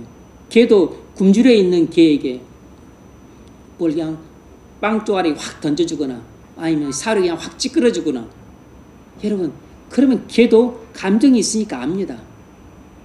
그런데 살을 주더라도 딱 담아서 머리 쓰다듬어 주고 얼른 먹어 얼른 먹어 얼른 먹어 또 목마르지고도 물도 떠주고 빵도 불쌍히 여기는 마음으로 캬 받아오면서 천천히 먹으라고 또 덩이지면 또 얘네들은 또 안 씹어 먹고 또 통째로 삼키잖아. 그러니까 또 목 안 그래도 조금씩 손으로 떼주고 물도 먹으라고 또 물도 먹으라고 해주고 그러면 자기를 얼마나 아끼고 사랑하고 예뻐해서 그렇게 준 줄 알아. 근데 살을 주는데 살을 확 찌끄러버리고 빵조각에 던져버리고 먹다가 그냥 킥킥거리고 그냥 목이 걸리든 말든 짐승들도 그런 거 느낀다고. 하물며 사람이겠습니까? 돕는 행위, 긍휼을 베푸는 행위, 구제하는 행위도 중요하지만 사실상 그것 이상으로 중요한 것은 우리의 마음가짐이에요. 마음가짐. 그러니까 뭘 주거나 구제하거나 긍휼을 베풀거나 할 때는 일단 제일 안 좋은 것이 율법적으로 하는 것입니다. 기계적으로 하는 것이에요. 의무감에서 하는 것입니다. 그러면 이 다 귀찮아. 짜증이 나. 이런 사람들이 있으니까 내가 이딴 일을 해야 됐지. 짜증이 나. 그래서 이렇게 사도 바울이 자상하게 지도를 하고 있는 것입니다. 긍휼을 베푸는 사람은 즐거움으로, 구제하는 사람은 성실함으로.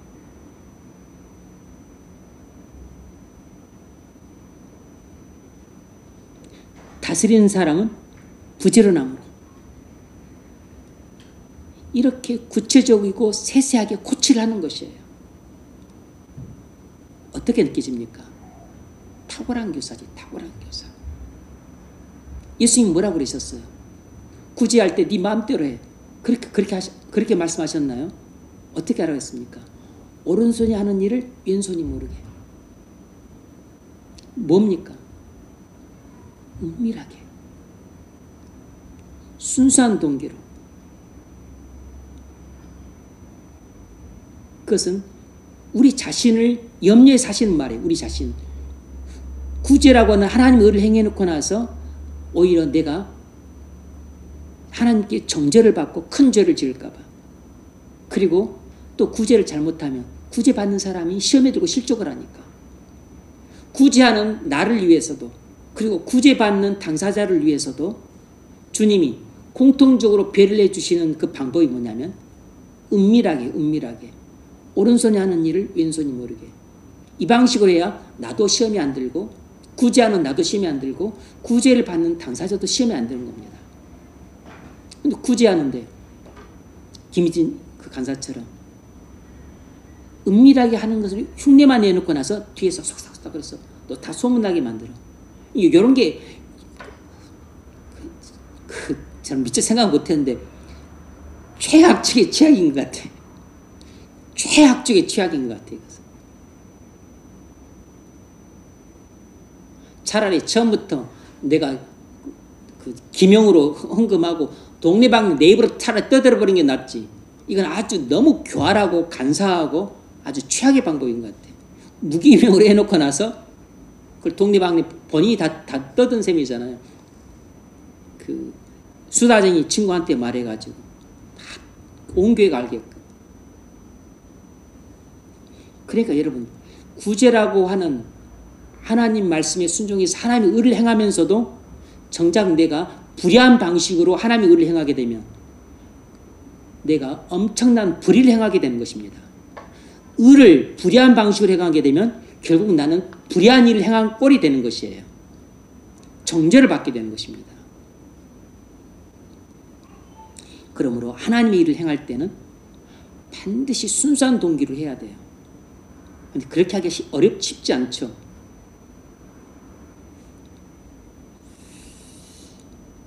그래서 우리가 긍휼을 베풀거나 구제를 하거나 또 뭐 다스리거나 할 때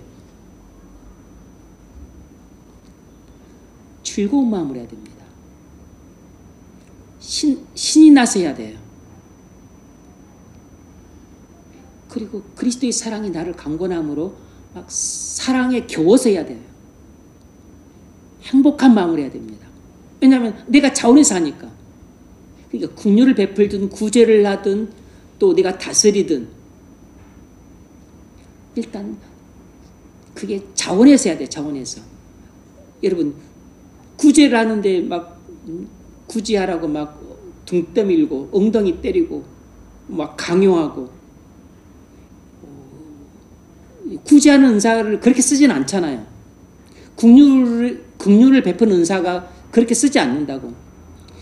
구제의 은사를 받은 사람은 본인이 그냥 자원해서 하는 것입니다. 긍휼의 은사를 받은 사람도 본인이 그렇게 어려운 형편에 있는 사람들을 본인도 모르게 긍휼을 베푸는 것이에요. 제가 만났던 그 권사님도 뭐 키는 작으시지만 얼굴이 항상 웃음이 가득해. 새벽기도 항상 빠지지 않고 하시는 분이세요. 성경도 집에서 많이 읽으시고 기도 빠지지 않고 새벽기도 항상 하시고 그리고 또 댁에서 그 성경도 많이 읽으시고 항상 그렇게 웃는 얼굴이요. 그러니까 본인이 자원해서 그렇게 어려운 사람들을 집을 찾아가 그리고 뭐 뭣도 사가지고 가고 때로는 또 막 낙심해 있으면 가서 밥도 먹이고 바람도 쐬주고 함께 데려가서 또 기도원 가서 또 같이 기도도 하고 오고 목사가 해야 될 일을 그렇게 해요. 근데 여러분 목사가 그렇게 교인들 데리고 그렇게 할 게 있겠습니까? 못 그래. 목사가 어떻게 여자 성도 와서 혼자 데리고 가서 밥 먹이고 기도원 가고 토닥거리고 뭐 사주고 그러겠어요. 목사는 그렇게 못해요. 한다면 구역장 데리고 아니면 또 구역 식구 뭐 데리고 이렇게 하지. 근데 목사가 설교하는 것보다 그 권사님이 그렇게 가서 밥 사 먹이면서 또 위로하고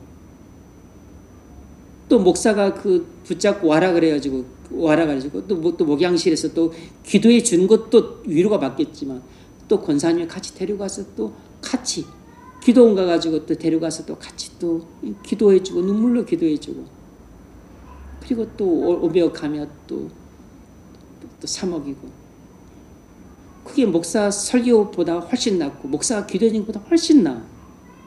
목사 신방보다 100번 낫다고. 목사야 목사는 그거 기본적으로 목사는 해야 될 임무잖아요. 의무잖아요. 안 하면 안 되는 것이잖아요. 의무잖아요. 의무. 물론 이제 그것을 또 자원함으로 기쁨으로 즐거움으로 이렇게 뭐 해야 되겠고 또 하기도 하지만은 근데 그 권사님은 본인이 자원해서 하잖아. 즐거운 마음으로 한다고. 넘치는 사랑으로 한다고. 그리고 본인이 그렇게 신이 나서 해요. 그렇게 하는 것이 본인이 행복해. 그러니까 그렇게 긍휼을 받는 사람도 너무 고맙기만 하고 감사하기만 하고 본인도 마음이 즐거워. 왜냐하면 그렇게 긍휼을 베푸는 사람이 즐거운 마음으로 신이 나서 자원해서 그렇게 하면서 또 자신이 그렇게 사랑을 쏘아주는데 행복한 마음으로 하니까. 이런 권사님은 진짜 너무 대단해야 돼.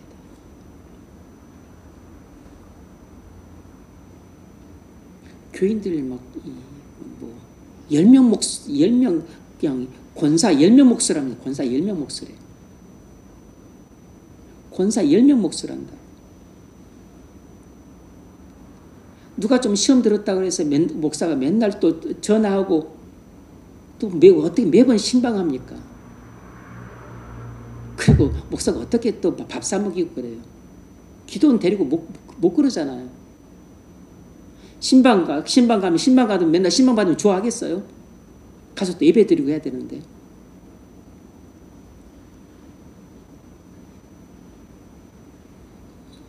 목사의 설교나 기도보다 신방보다 100번 효과가 있습니다. 그래서 이런 긍휼의 은사를 받은 사람 우리가 생각할 때는 뭐 긍휼의 은사 그냥 내가 그냥 오히려 신경만 쓰고 남 돌보기만 하고 그런 게 뭐가 필요하나 싶은데 교회 입장에서는 긍휼의 은사를 받은 사람이 얼마나 귀하고 소중한지 모릅니다. 목사 입장에서는 그런 긍휼의 은사를 받은 사람은 천군 만마와 같은 사람이에요. 천군 만마를 곁에 두고 있는 느낌이라고. 곁에 두고 있는 느낌.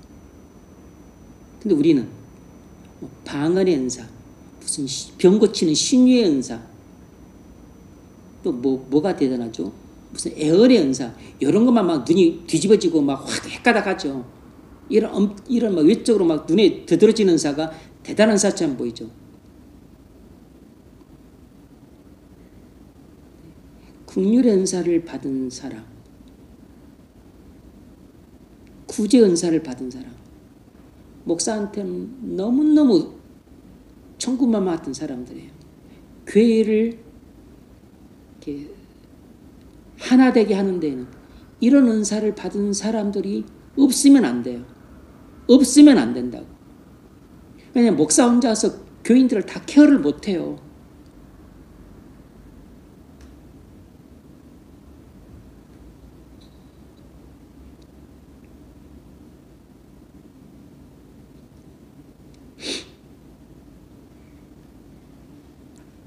우리가 어려움을 당한 사람에게 관심을 갖고 도움을 주는데 기계적으로 하거나 의무감이 사게 된다면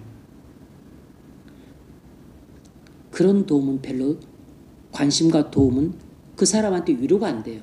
도움도 안 되고 오히려 시험에 들게 할 수 있습니다. 어떤 일을 하나님의 의를 행하는데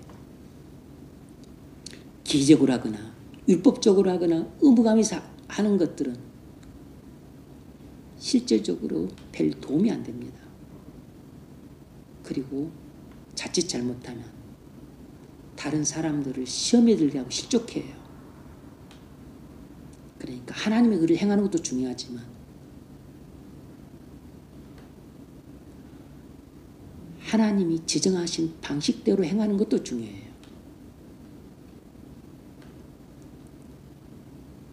긍정적 측면에서 이야기를 하자면 즐거움으로라는 말은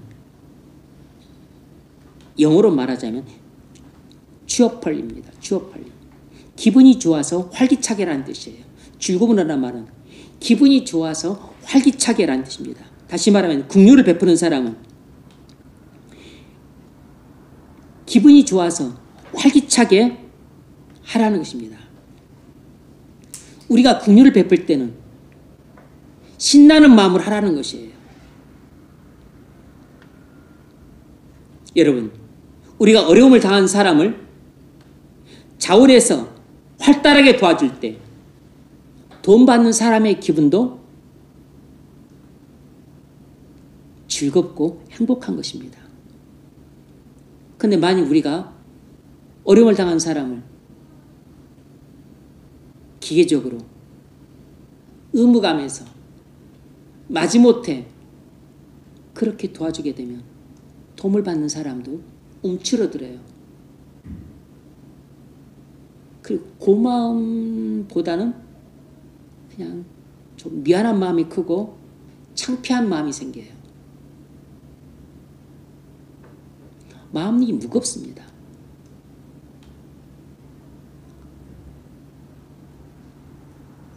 이 도움을 받는 사람의 마음이 그런 것은 도와주는 사람의 마음이 잘못됐기 때문이에요.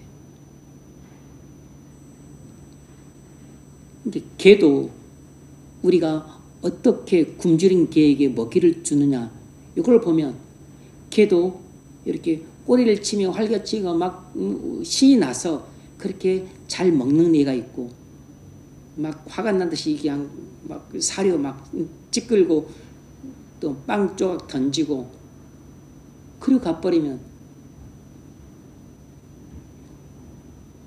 어디서 빵이 굴러왔구나 생각은 하지만 사랑은 못 느끼죠. 나를 어여삐 여겨서 돌봐주는 거는 이런 것을 못 느끼는 거라.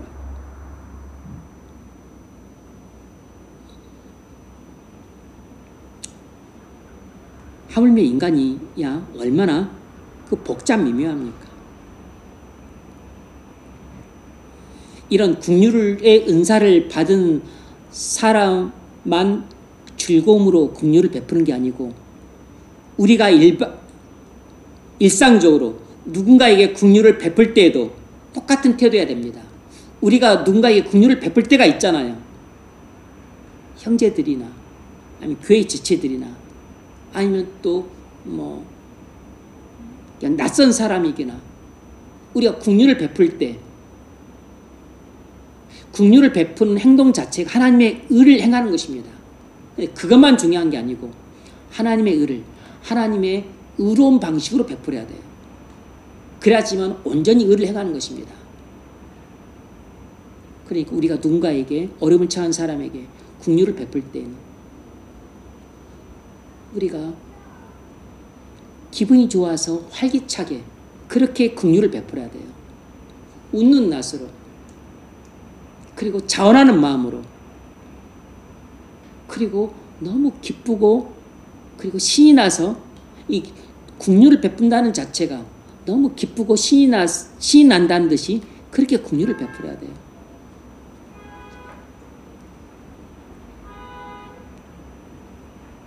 그래서 굶주린 어떤 있다면, 노숙자가 있다면 그에게 혹 햄버거라도 하나 사준다면 그게 따뜻한 그 우리의 마음이 따뜻하고, 그리고 우리의 즐겁고, 그리고 내가 자원해서 그리스도의 사랑이 나를 강권하니까 그렇게 베푼다는 것이 잘 전달될 수 있도록 하는 게 좋죠.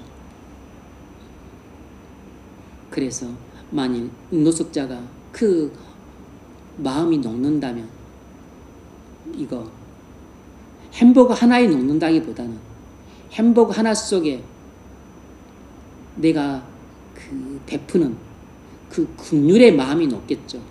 그 긍휼의 마음이 감동을 받고, 아, 나도 이렇게 살면 안 됐다. 나도 좀 삶의 용기를 갖고 나도 좀 이제 다르게 살아봐야지. 그런 걸 느끼지 않겠어요?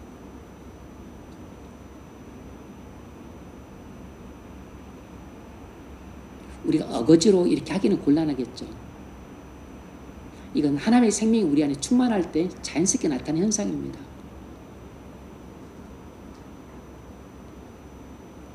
하나님의 생명이 충만해야 또 이런 은사도 받고, 이런 은사도 나타나고, 그리고 이런 은사도 올바르게 쓸 수가 있어요.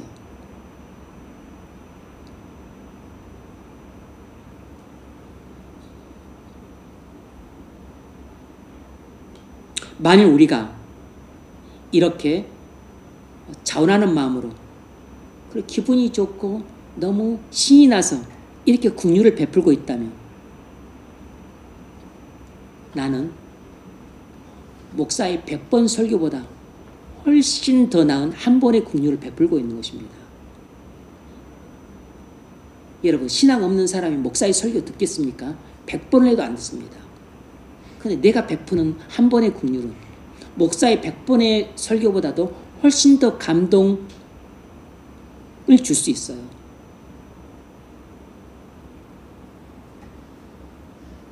그러므로 여러분이 어려움을 당한 사람에게 베푸는 한 번의 긍휼이 뭐가 대단할까 싶지만 안 그렇습니다.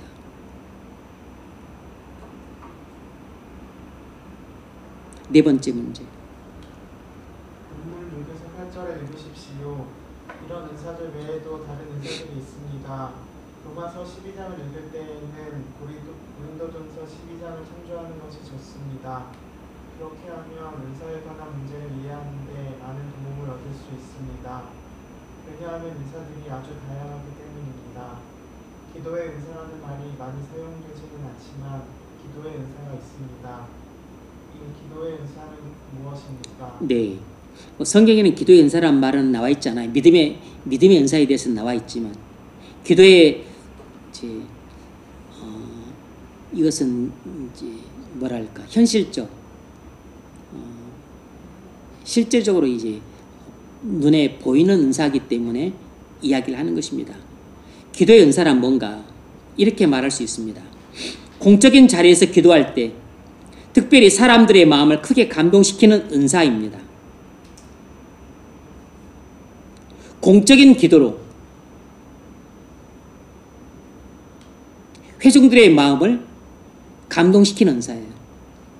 공적인 기도로 회중들의 마음을 크게 감동시키는 은사입니다. 그래서 이 기도의 은사가 회중들의 마음만 감동시키느냐? 아닙니다. 무엇보다도 설교자의 마음을 감동시켜서 큰 활력을 주기 때문에 이 기도의 은사가 아주 엄청날 정도로 놀라운 파워를 갖고 있어요. 여러분, 설교가 시작되기 전에 기도를 하잖아요. 근데 공적인 자리에서 기도의 은사를 받은 사람 기도를 하게 되면 그 기도를 통해서 회중들도 크게 감동을 받기 때문에 마음의 문이 열리고 벌써 이제 좋은 마음의 밭으로 바뀌면서 하나님의 말씀을 받을 만반의 준비가 갖춰지게 됩니다. 뿐만 아니라 설교자도 감동을 받기 때문에 그래서 활력을 얻게 되고 설교자도 알게 모르게 그 기도를 통해서 또 성령이 임해요. 성령 또 때로는 충만을 받기도 합니다. 그래서 회중들의 마음을 감동시켜서 회중들의 마음의 문을 활짝 열어 또 설교자도 감동을 받아서 또 성령으로 또 충만해져. 여러분 그 예배가 어떻게 되겠습니까? 감동의 도가니가 되는 거라고. 회중들이 설교를 통해서 많은 은혜를 받습니다. 기도의 은사는 특별한 은사예요. 어떤 사람에게는 이런 특별한 기도의 은사가 주어졌습니다. 마틴 존스 목사님이 실제로 경험했던 이야기입니다. 이 마틴 존스 목사님이 어떤 교회 100주년 기념 예배를 인도하기 위해서 방문을 했습니다. 그런데 전날 다른 곳에서 이미 2번 설교를 한 후에 차를 타고 그 교회에 도착해서 그 다음날 오전에 설교를 했습니다. 그리고 이제 또 오후에 또 저녁 때 또 설교를 하게 되었어요. 이미 오전에 설교를 했고 이제 또 저녁 때 설교를 하게 됩니다. 텀이 있잖아요. 오전과 이제 저녁 사이에. 요 이제 오후에 이제 다른 목사님들과 모여서 이제 또 차담을 하고 있었어요. 몸이 너무 피곤해서 근데 잠깐 좀 양해를 구하고 잠깐 들어가서 좀 누워있겠다고 해서 좀 누워서 잠깐 쉬었어요. 그래서 한숨 자고 일어나서 이제 그 저녁 예배 자리로 갔더니 이미 또 찬송을 부르고 있었습니다. 그래서 이제 앞으로 나가 앉았는데 강단에 있는 사람이 성경을 읽는데 성경을 읽는 비상한 능력을 갖고 있었다는 것이에요.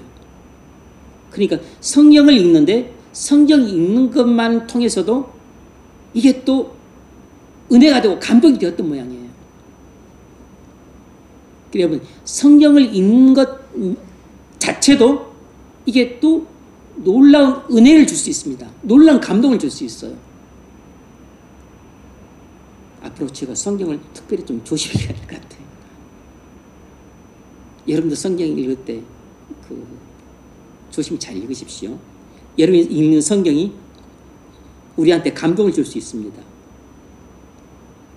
그런데 놀라운 것은 이 사람이 기도를 하기 시작했는데 평생 잊지 못할 경험을 했다는 것이에요. 마틴 존스 목사님은 정말 기진맥진한 상태에서 지금 이제 바로 이 자리에 앉아 있었던 것입니다. 이 자리에 앉아 있다가 이제 올라오는 것이에요. 지금 전날도 이미 설교를 몇 차례 했고 해서 완전히 기진맥진한 상태에 있었었는데 이 사람이 아주 짧게 기도를 했지만 마틴 존스 목사님은 이 짧은 기도를 통해서 놀라울 정도로 세임을 얻었다는 것이에요.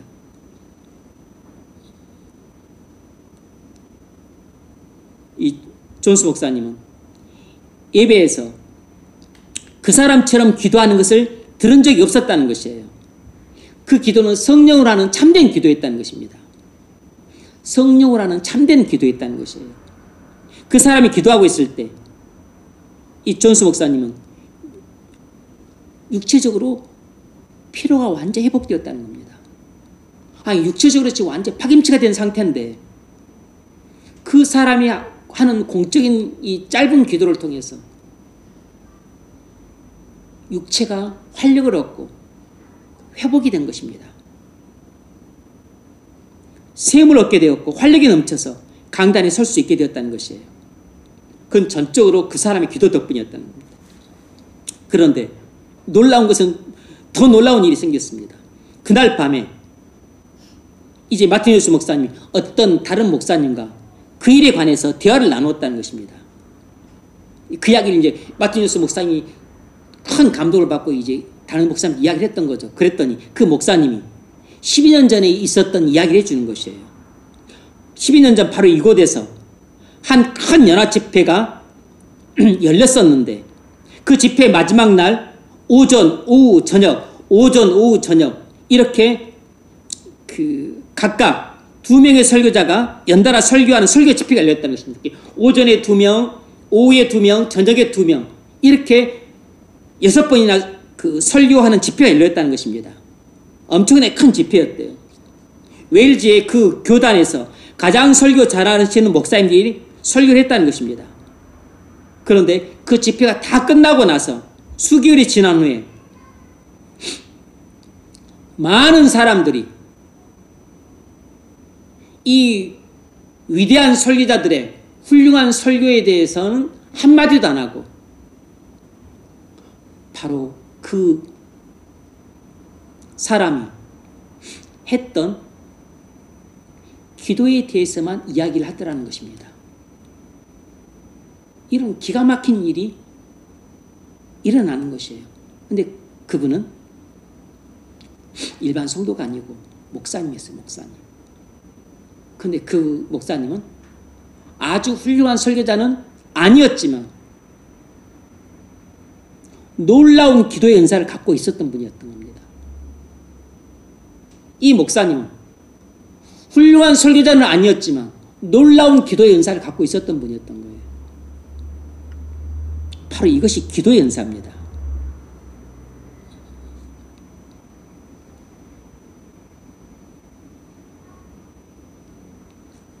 1904년 웨일즈 부흥 때 많은 사람들이 기도의 은사를 받았습니다. 그들은 성령의 부으심을 받을 때 기도의 은사를 받았어요.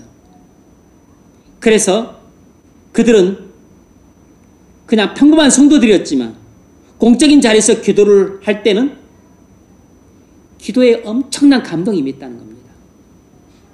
놀랍게 기도했다는 것이에요. 말로 설명하기 어려운 뭔가가 있다는 것입니다.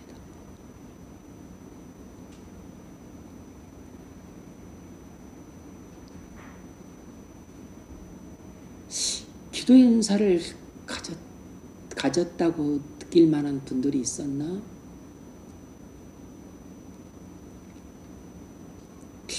그렇게 이제까지는 아니어도 제가 예전에 청년 시절에 어떤 장로님이 하시는 기도를 들으면 은혜를 상대적으로 좀 많이 받긴 했던 것 같아. 근데 뭐 그것을 기도의 은사라고까지는 뭐하고 막 엄청나게 막 또 큰 감동이 있거나 그런 정도는 아니었지만 어쨌든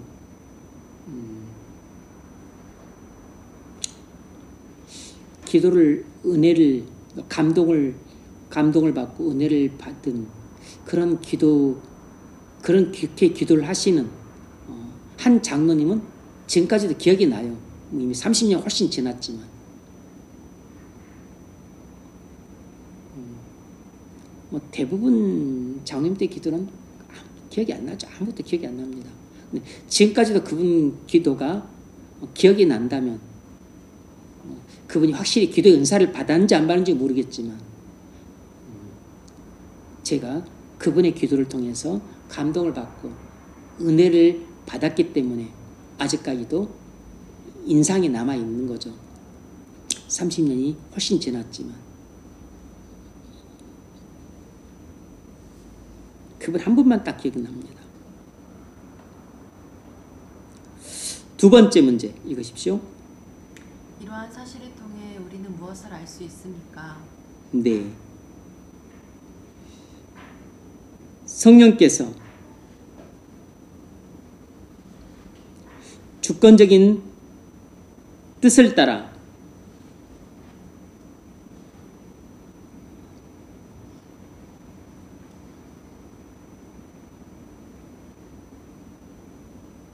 우리에게 주시기로 작정하신 은사들을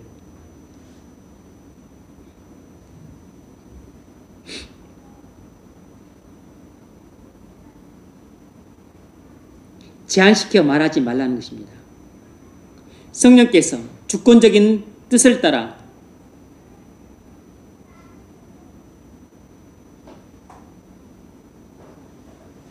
우리에게 주시기로 작정하신 은사들을 제한시키는 말을 하지 말라는 것이에요.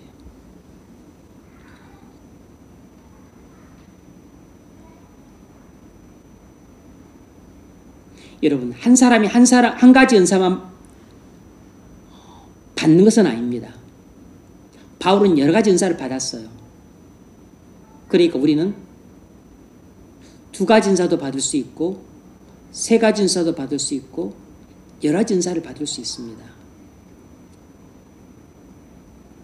목사가 되려면 다스리는 은사도 받아야 되고, 가르치는 은사도 받아야 되는 것처럼, 또 그만 받는 건 아니잖아요. 또 바울은 또 방언 은사도 또 받았죠. 또 신유 은사도 갖고 있었잖아요. 또 귀신도 쫓아냈잖아요.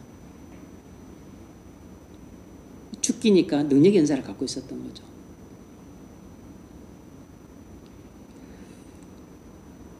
그러므로 나는 이제 한 가지 은사를 받았으니까 난 다른 은사를 받을 수 없네, 이렇게 생각하지 말라는 것입니다.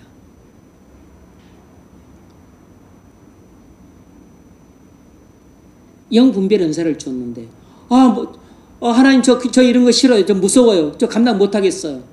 빨리 가져가세요. 그러면 하나님이 가져가십니다. 그 다음부터 영분별을 못합니다. 영분별을 했을 때는 그 악한 영들이 보여요. 악한 영이 어깨 뒤에 앉아있네? 저기도 앉아있네? 믿음이 안 되면 감당이 안 되는 겁니다.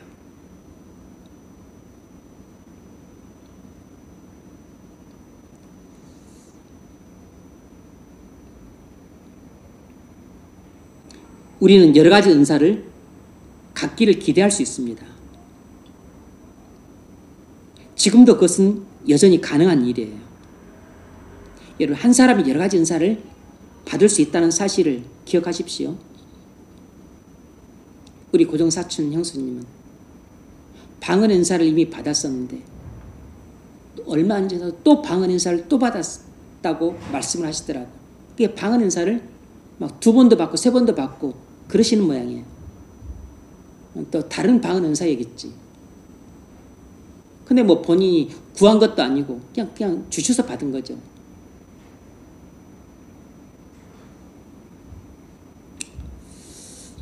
자, 적용 질문 읽으세요. 당신은 자신이 받은 은사를 발견하셨습니까? 당신은 어떤 은사를 사모합니까? 당신은 자신의 은사를 교회 연합과 친교를 위하여 모든 지체들을 섬기는 데 최선을 다해 활용하고 있습니까? 당신은 특별히 자신이 받은 은사에 집중해서 지체들을 섬기고 있습니까? 네. 말씀을 맺겠습니다. 가장 중요한 이것이에요. 우리가 어떤 은사를 받았든지 간에 우리가 가진 은사를 최선을 다해 활용을 해야 됩니다. 교회 연합과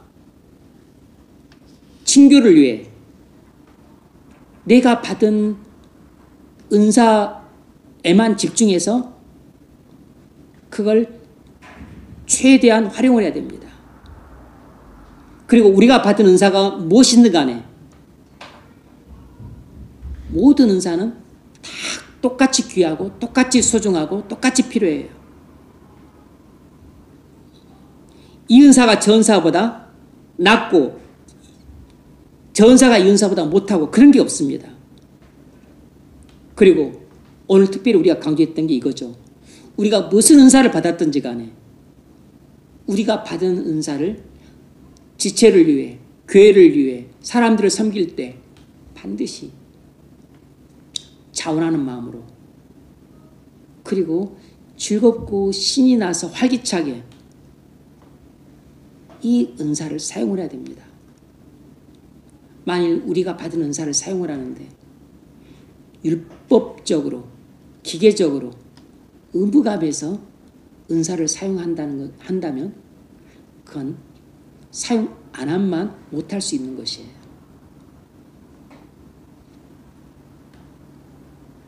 그리고 병 고치는 신유의 은사, 귀신을 쫓아내는 능력의 은사, 애언의 은사, 방언의 은사 이런 것들이 대단해 보이고 화려해 보이고 눈에 도드라지니까 엄청나게 큰 은사처럼 보이지만 아닙니다. 그런 것들도 교회를 하나 되게 하는데 필요한 은사들이지만 실상은 우리가 별로 대단치 않게 생각하는 구제의 은사, 긍휼의 은사, 기도의 은사, 믿음의 은사, 이런 것들이 교회를 하나 되게 하는데 없어서는 안 될 너무 귀한 은사들이에요. 교회를 따뜻하게 만들고 그리고 또 사랑이 넘치게 만들고 그리고 상처받은 사람들을 치유하고 보다듬고 그래서 또 어떤 가족 같은 교회 그래서 사람들이 치유가 되고 회복이 되는 그런 교회를 만드는 데는 우리가 별로 소중하게 크게 보지 않는 이런 긍휼의 은사, 구제의 은사, 기도의 은사 또는 믿음의 은사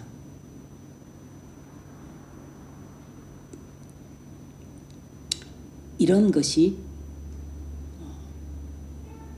요긴하게 쓰인다는 사실을 기억하십시오. 귀신 쫓아내고 그러면 대단해 보이죠. 병 고치면 그거 엄청나 보이지 않습니까? 하나님이 나한테 직접 영감을 주셔서 또 예언을 해.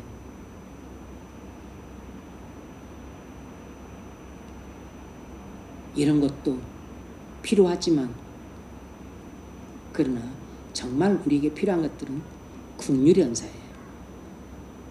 구제의 은사입니다. 기도의 은사고 믿음의 은사예요. 어쨌든 성령께서 주권적인 뜻을 따라서 우리 각 사람에게 작정하신 대로 은사를 주십니다. 여러분이 뭔가를 사모한다면 또 사모하는 대로 구하셔도 됩니다. 그러면 그것이 성령이 작정하신 뜻과 부합하다면 여러분이 주실 겁니다. 예컨대 믿음이 안 됐는데 내가 신의 은사를 가졌다. 그러면 여러분 인생 망칩니다. 신의 은사 받아가지고 여러분 망한 사람 많습니다. 시험에 든 목사들도 많아요. 그게 마치 무슨 그 도깨비 방망이처럼 생각을 하는 경우가 많아요. 목사들도 그런 경우가 너무 많습니다. 그런데 여러분 일반 성도들은 어떻겠어요? 믿음이 안 되면 그렇게 오히려 화려하고 막 대단해 보이고 강력한 은사들이 오히려 우리를 넘어지게 만드는 실족의 도구가 됩니다. 믿음의 분량을 키우십시오. 그러면 하나님이 여러분에게 어떤 은사를 주시든 여러분이 감당해낼 수 있을 겁니다. 하나님이 저와 여러분에게 많은 은사를 주시길 바랍니다. 그리고 그런 은사가 우리를 실족해 하지 않으려면 우리의 믿음이 커야 돼요. 그래야지만 영분별 은사를 주든 신의 은사를 주든 또 믿음의 은사를 주든 우리가 그걸 감당해낼 수 있는 겁니다. 큰 믿음을 가지심으로 올해 하나님께서 여러분에게 풍성한 은사를 주셔서 또 주님의 몸된 교회를 하나 되게 하고 아름답게 세워갈 수 있기를 주의 이름으로 축원합니다.